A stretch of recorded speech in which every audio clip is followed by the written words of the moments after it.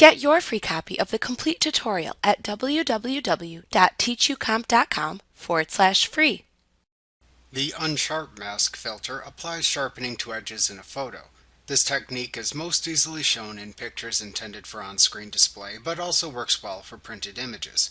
However, for printed images, you may need to adjust the settings to optimize the printed quality.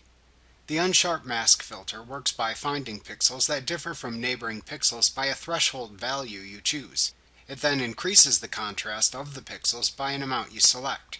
It also affects neighboring pixels within a radius you choose by lightening lighter pixels and darkening darker pixels.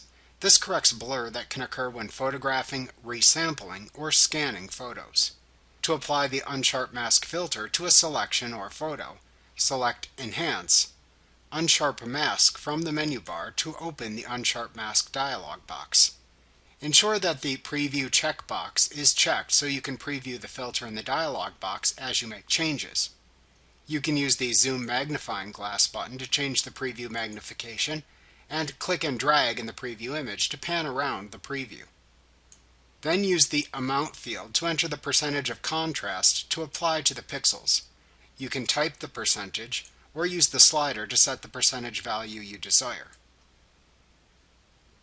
Use the radius box or slider to set the number of neighboring pixels to sharpen around the edge. Lower values sharpen only the pixels around the edges, while higher settings sharpen larger areas of pixels. Then use the threshold box or slider to set how far apart pixels must be from the surrounding area before they are considered edge pixels. Edge pixels are sharpened by the Unsharp mask. The default value of 0 sharpens all pixels in the image. You can reset changes you have made in this dialog box by holding down the Alt key on your keyboard and then pressing the Reset button that appears in place of the Cancel button if needed. You can also cancel the sharpening by simply clicking the Cancel button. To apply the sharpening, click the OK button instead.